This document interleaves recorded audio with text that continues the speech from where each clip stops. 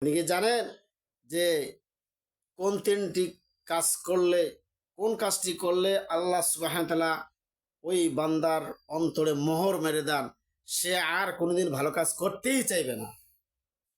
সেই কাজটি কি জেনে নিন। আন আবিল আন আবি জাদিস সুমাইরি ক্বালা ক্বালা রাসূলুল্লাহ সাল্লাল্লাহু আলাইহি ওয়াসাল্লাম, আবু জাদ জুমাইরি রাদিয়াল্লাহু তাআলা হতে বর্ণিত, তিনি বলেন রাসূল সাল্লাল্লাহু আলাইহি ওয়াসাল্লাম বলেছেন, মান তারাকা সালাসা জুমিআ তাহাউনা বিহা তাবা আল্লাহু আলা কলবিহি। রাসূল সাল্লাল্লাহু আলাইহি ওয়াসাল্লাম বলেছেন, যে ব্যক্তি অলসতা করে পরস্পর তিনটি জুমার পরিত্যাগ করবে, তিন জুম্মার নামাজ বাদ দেবে, আল্লাহ তার অন্তরে মোহর মেরে দিবেন, সে আর কোনোদিনও ভালো কাজ করতে চাইবে না, সে খারাপের দিকে চলে যাবে, তার শুধু খারাপে তার আসবে। অত্র হাদিসটি আবু দাউদ 1052, নাসাই 13,069, মেশকাত 1371।